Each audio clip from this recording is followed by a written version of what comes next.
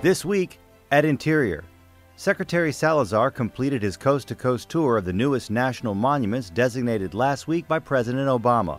Monday, the Secretary joined local, tribal, and federal leaders to dedicate the San Juan Islands National Monument, made up of more than 450 islands, rocks, and pinnacles in the northern reaches of Washington's Puget Sound. The Secretary said the designation ensures a treasured landscape will be conserved for future generations to enjoy. Tuesday, the Secretary was in Wilberforce, Ohio, to celebrate the establishment of the Charles Young Buffalo Soldiers National Monument. The site commemorates Colonel Young, a distinguished African-American Army officer of the late 19th and early 20th centuries.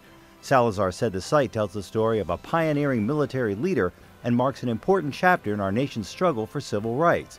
The Young Monument is also the nation's 401st national park. A new report out this week on the rapid changes in the Arctic. The interagency report commissioned by the President calls for an integrated management strategy in the region. It also highlights the need for a coordinated approach using the best available science to consider cultural, environmental, and economic factors in decision-making about development and conservation. Let's get the science in one place. And Chapter 2 of this report lays out, I think, more clearly than anywhere else I have seen, how rapidly the climate is changing in Alaska. Issues of temperature rise, of permafrost melt, of ice reductions, of coastal erosion are all happening much more rapidly because as you get near the poles, the impact of climate change becomes more pronounced. We're seeing it in Alaska in a major way. This report chronicles that change. You can view the Arctic report at www.doi.gov. It was a final web chat this week for Secretary Salazar as he prepares to step down.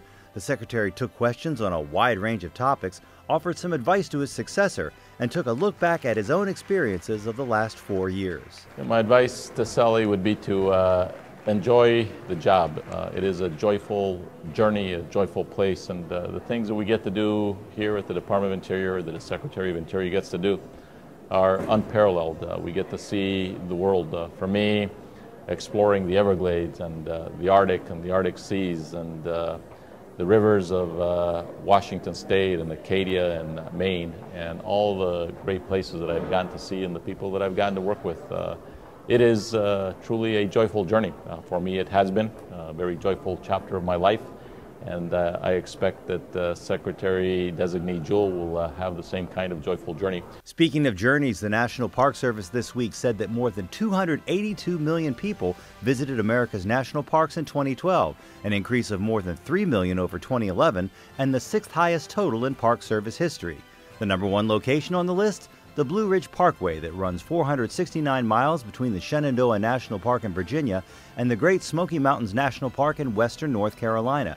That parkway logged more than 15 million visitors last year. And visitors coming to see the cherry blossoms in Washington, D.C. this week had to be patient just a few more days. The peak bloom date was pushed back one more time thanks to an early spring chill that just won't let go. The world-famous blossoms now set to hit their peak between April 6th and April 8th. The Park Service says variation in the peak dates isn't unusual. The cherry blossoms have bloomed as early as March 15th in 1990 and as late as April 18th in 1958. That's This Week at Interior.